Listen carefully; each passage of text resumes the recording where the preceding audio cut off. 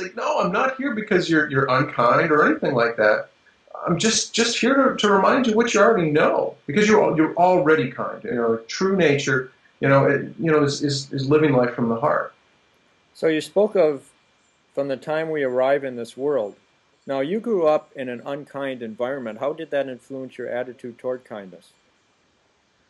Well, that, honestly, probably was has been one of the biggest discoveries.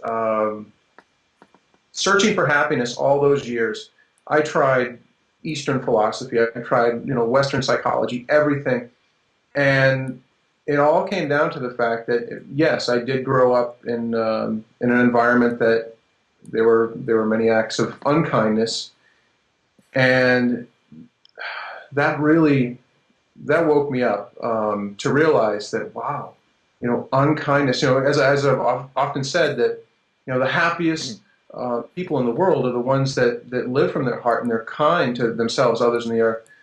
And the most miserable people are the ones that are unkind. So, yeah, it still surprises me to this day that I had not woken up to the fact that kindness was the secret to happiness, because the secret to unhappiness in my own life was a series of unkind acts that I would often experience.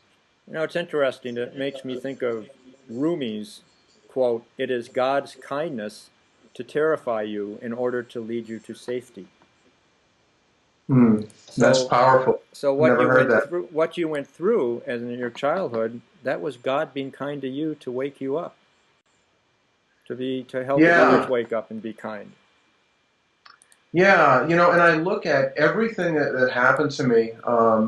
We had talked earlier about my father. My father committed suicide when he was 54, and there have been a series of other events in my life that have been very, very challenging. There's been some major struggles.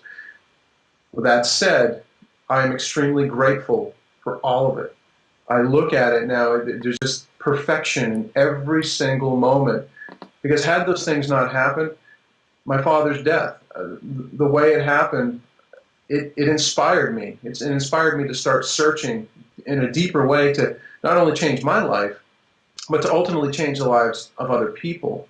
So many people, they go through life claiming that they're a victim. My whole thing is about being the creator of your life and looking at the things that have happened to you and just using that as a vehicle to make the world a better place instead of being in a place of resentment and blame. Everything in life is a gift. I really, really believe that. It's helpful, I believe, to tell others about your story and the struggles you went through, because I think people might be watching this or thinking, oh, here comes the kindness guy in an event. He's living a perfect life. Nothing bad ever happened to him. And I think it's far more powerful to say, no, here's what happened in my life, whether it's depression or whatever. And that tells people, hey, if I could triumph over that, you can too.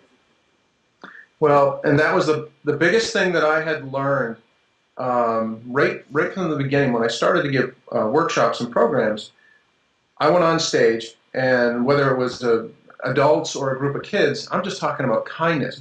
This is what you have to do, to make the world a better place. And well, I quickly discovered that just expecting somebody to be kind, but if they're not happy, a lot of what I teach is based on that very simple but powerful quote by the Dalai Lama, that world peace begins with inner peace. And if people aren't at peace with themselves, if they're not happy with their life, then they tend to generate a lot of acts of unkindness in the world. But yeah, I noticed that for a series of months, I was just going out and giving these kindness talks. Well, finally, a friend said to me, they said, you should really tell people the truth. And I knew what she meant by that. But I wasn't quite ready to share that part of myself with the world in such a big way. you'll have to excuse me. Someone's knocking on my door right now. My wife's going to go around, hopefully, and we'll take care of Hey, that. it's all part of real life here. This is a This is real-time reality interview. TV. Here we go. Yeah, a dog may run through the background any minute now. So, um, but So sharing that part of yourself, sharing the part that really was a challenge for you, helps people relate to what you're saying and makes them more receptive to your message? 100%, 100%. And like I said, I wanted to go out and I wanted to teach. I wanted to be positive. I'd come from an environment that was not always happy, and I just wanted to teach people, the positive things, the good things in life. But it really, it was much more effective when I was honest and I told people, my story and the things that I had experienced. And then doing that, people seemed much more likely to embrace my message of kindness, because people wanted to know. It's like, how did you go from, okay, this part of your life, depression, at times even suicidal, just all the negative things that were going on, to now being called the kindness guy and being happy and fulfilled and positive, great relationships and all that. People want to know what happened in between.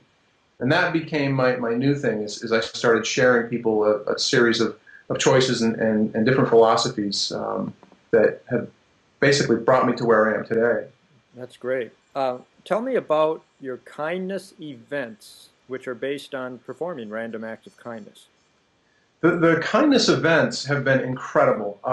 When I started the Kindness Center, I put up a website and just put a few things out there, just hoping that people would start, looking at the site and maybe hire me for speaking engagements. Nothing was happening.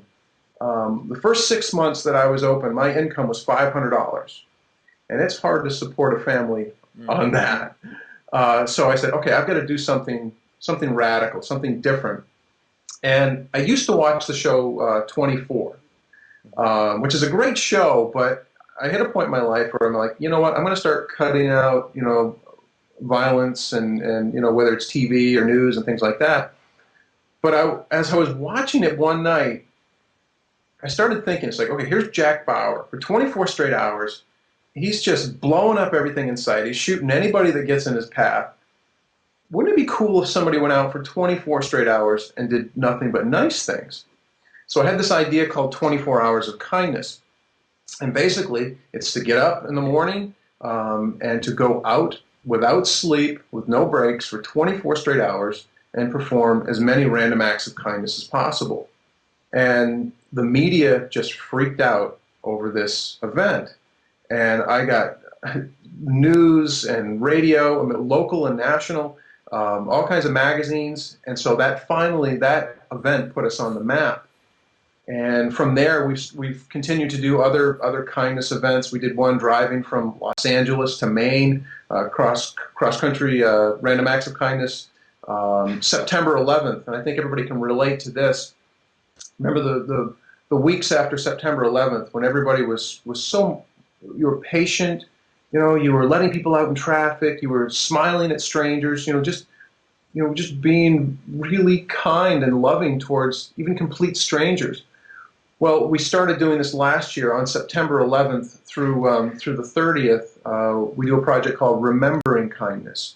And we try to get people to remember that spirit that we all had back during that time. And during that, I'm out doing random acts of kindness, and it's been really powerful. They're life-changing. To be a part of them, they're amazing. Awesome.